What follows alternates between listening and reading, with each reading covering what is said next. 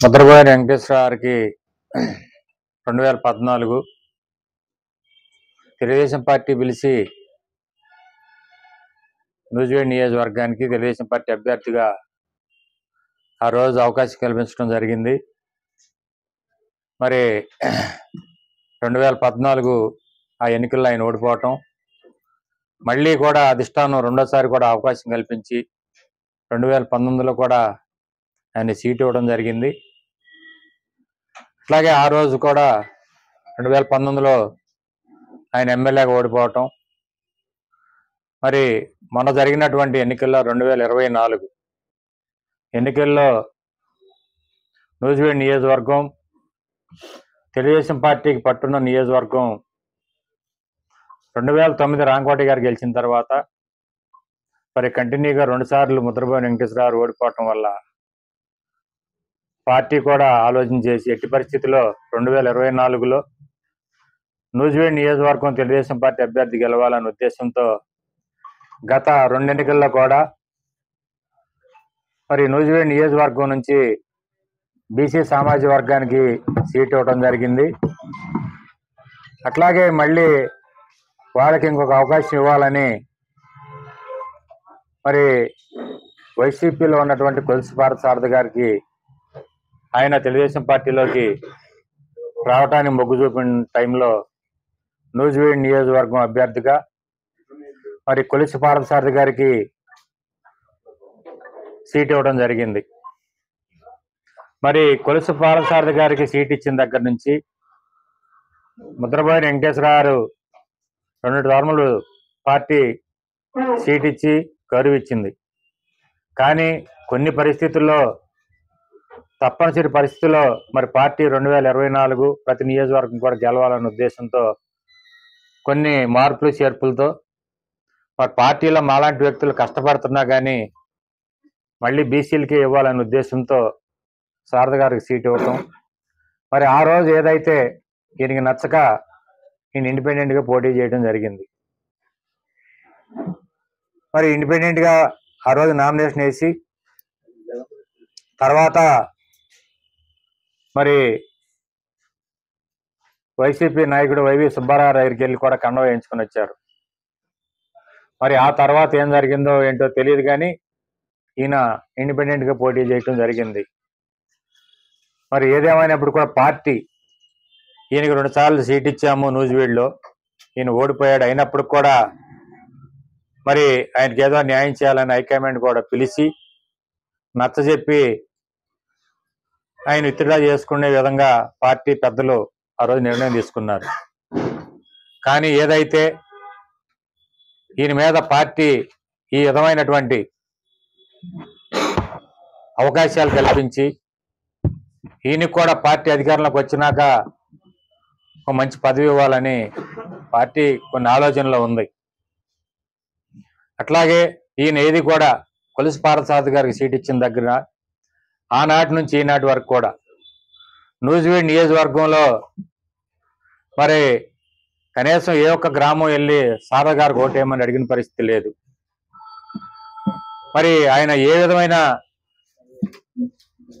మరి ప్రయాణం చేశారనేది నియోజకవర్గ ప్రజలందరికీ మీడియా మిత్రులందరికీ కూడా తెలుసు. కానీ పార్టీ పిలిచి రాష్ట్ర పార్టీ ఉపాధ్యక్షుడిగా ఆయనకు అవకాశం కల్పించింది.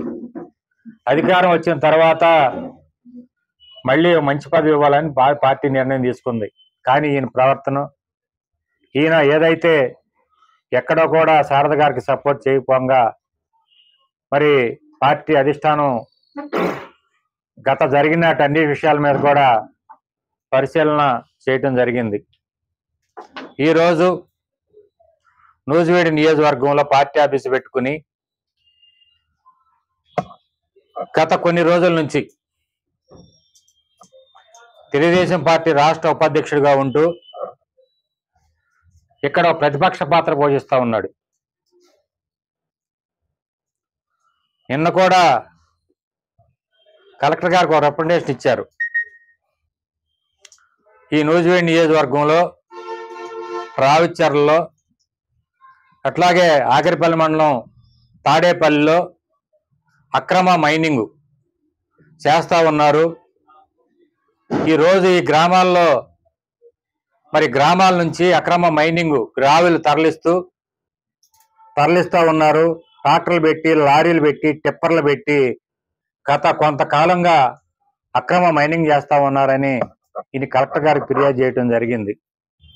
నువ్వు ఒక రాష్ట్ర పార్టీ ఉపాధ్యక్షుడిగా ఉండి ఇలాంటి గ్రామాల్లో అక్రమ మైనింగ్ జరుగుతూ ఉంటే, పార్టీకి చెడ్డ పేరు వస్తూ ఉంటే నువ్వు ఆ గ్రామాల్లోకి వెళ్ళి సందర్శన చేయాలి. నిజంగా ఆ గ్రామాల్లో అక్రమ మైనింగ్ జరుగుతుందా, మరి జరగట్లేదా? ఆ గ్రామ ప్రజలను ఎంటేసుకుని, మీలాంటి మీడియా మిత్రులను ఎంటేసుకుని ఇక్కడ జరిగినటువంటి అన్యాయాన్ని, ఇక్కడ జరుగుతున్నటువంటి అక్రమ మైనింగ్ని ప్రభుత్వం దృష్టికి తీసుకొస్తే మేము కూడా సంతోషించేవాళ్ళం.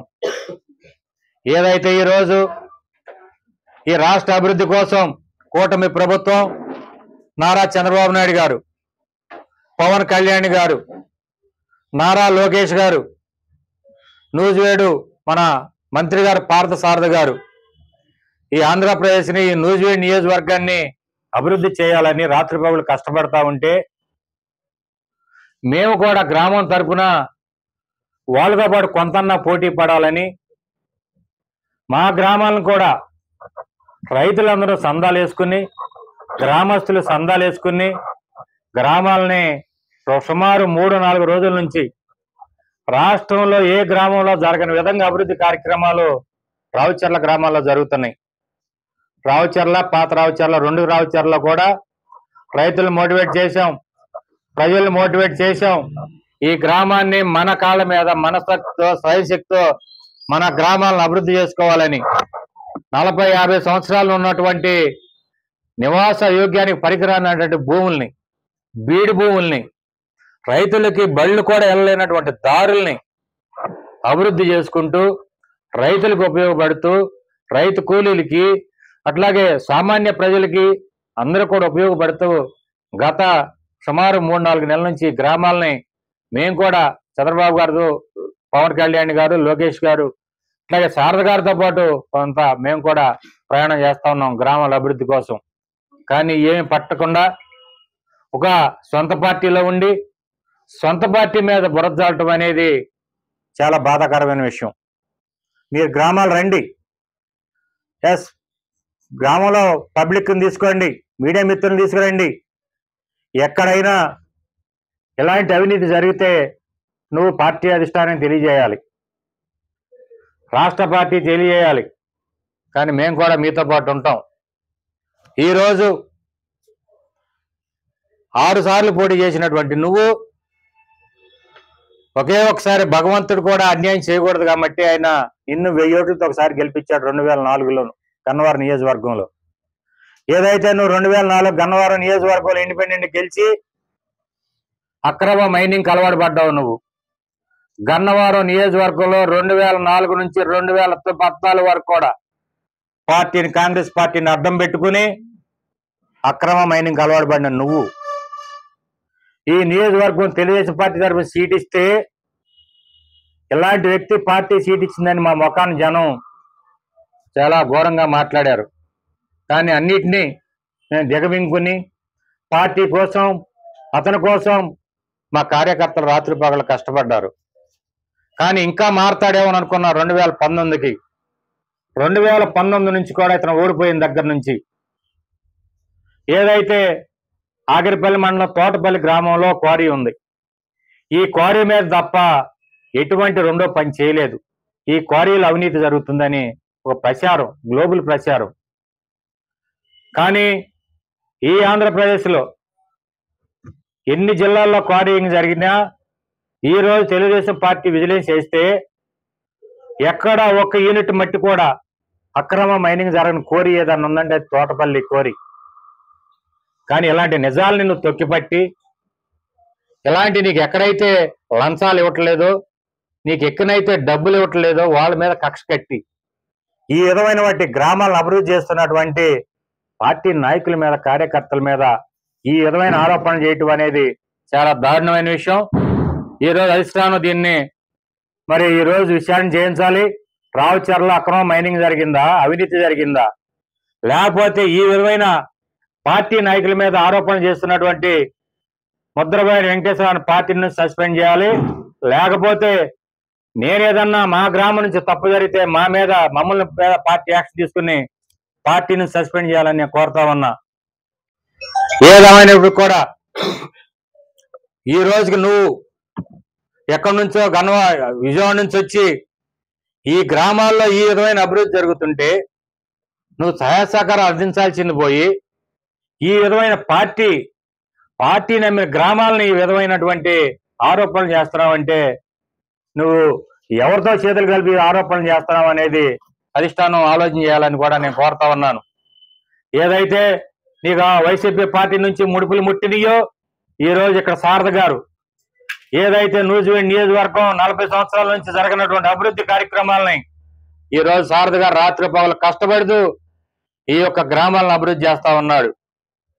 నువ్వు నీ తోటి కుల వ్యక్తిని నువ్వు సపోర్ట్ చేయాల్సింది పోయి ఈ విధమైనటువంటి ఆరోపణలు చేస్తూ పార్టీని ఎండగట్టే పరిస్థితిలో నువ్వు వచ్చావంటే దీని మీద మేము మా అధిష్టానానికి చంద్రబాబు నాయుడు గారికి కూడా ఇదే తెలియజేస్తా ఉన్నాం. ఏదేమైనా ఎవరు తప్పు చేసినా ఉపేక్షించే పరిస్థితి లేదు. దీని మీద ఎంక్వైరీ చేయండి. రావచర్ల గ్రామంలో అక్రమ మైనింగ్ జరిగితే మీరు ఏ యాక్షన్ అయినా తీసుకోండి. కానీ నువ్వు పెట్టినటువంటి ఫోటోలు, నువ్వు పెట్టినటువంటి కలెక్టర్ గారికి నువ్వు పెట్టినటువంటి నీ యొక్క లెటర్ హెడ్ మీద రాసి పెట్టినటువంటి నీ యొక్క ఆరోపణల్ని నువ్వు ఏదైతే రాసావో వాటిని నిరూపించాలి. కానీ నేను దీనికి కట్టుబడి ఉన్నాను.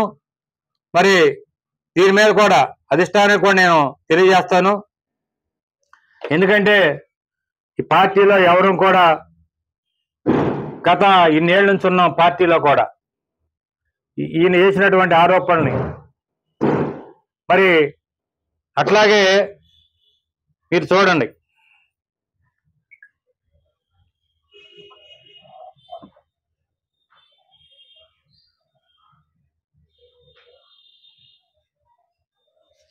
ఇది ఫోటో, ఎక్కడదో ఫోటో తీసుకొచ్చి ఇక్కడ పెట్టారు కలెక్టర్ గారికి. కలెక్టర్ గారిని మిస్లీడ్ చేస్తా ఉన్నారు. ఈ ఇల్లు మీరే చూస్తా ఉన్నారు. ఈ ఇంటికి మట్టి అవసరమా కాదా అంటే ఇతను మట్టి ఇల్లు కట్టుకోకుండా, మట్టి తోలుకోకుండా, అతని అవసరాలు తీర్చుకోకుండా ఇలాంటి ఫేక్ ఫోటోలు ఒక కలెక్టర్ గారిని, ఒక ఐఏఎస్ అధికారిని ఈ విధంగా మిస్లీడ్ చేస్తా ఉంటే వీళ్ళని ఏం చేయాలి? దీని మీద నేను అధిష్టానానికి ఈరోజు మీ ద్వారా కంప్లైంట్ చేస్తా ఉన్నాను. కాపాల్సిన తప్పు చేసినా మీరు యాక్షన్ తీసుకోండి. ఇలాంటి తప్పుడు సమాచారాన్ని కలెక్టర్ గారి దృష్టికి తీసుకెళ్ళినటువంటి మరి వ్యక్తి మీద కూడా మీరు చర్య తీసుకుంటారని కోరుతా ఉన్నా. పార్టీ కోసం నిజంగా ఆస్తులు అమ్ముకుని త్యాగాలు చేసిన వ్యక్తులు, పార్టీ ప్రాణంగా పనిచేసే మేము మా మీద ఇలాంటి ఆరోపణలు చేస్తా ఉంటే చాలా బాధేసి ఈ మీడియా సమావేశం ఏర్పాటు చేశాను. దయచేసి అధిష్టానం ఇప్పటికైనా ఎవరేం చేస్తారనే దాని మీద దృష్టి పెట్టి చర్యలు తీసుకోవాలని మీ ద్వారా తెలియజేస్తా ఉన్నాను. నూజివీడు ప్రజలందరికీ జీ డిజిటల్ పండుగ మహోత్సవ ఆహ్వానం. 2000 రూపాయలు పైగా ఏదైనా కొనుగోలు చేసి కూపన్ పొందండి. అదృష్ట లక్కీ డిప్లో పాల్గొనండి. 1వ బహుమతి ఆల్టో కారు, 2వ బహుమతి జోయ్ బైక్, 3వ బహుమతి G+55 ఇంచుల టీవీ. ప్రతి G+ వస్తువును కొనుగోలు చేసినప్పుడు మీరు బంగారు నాణెం, వెండి దీపం, డిన్నర్ సెట్స్ వంటి హామీతో కూడిన బహుమతులు పొందుతారు. మీ సమీప స్టోర్లను సందర్శించి కూపన్ పొందండి. జీ డిజిటల్ పండుగ మహోత్సవం గురించి మరింత సమాచారం కోసం కింద ఉన్న నంబర్ను సంప్రదించండి.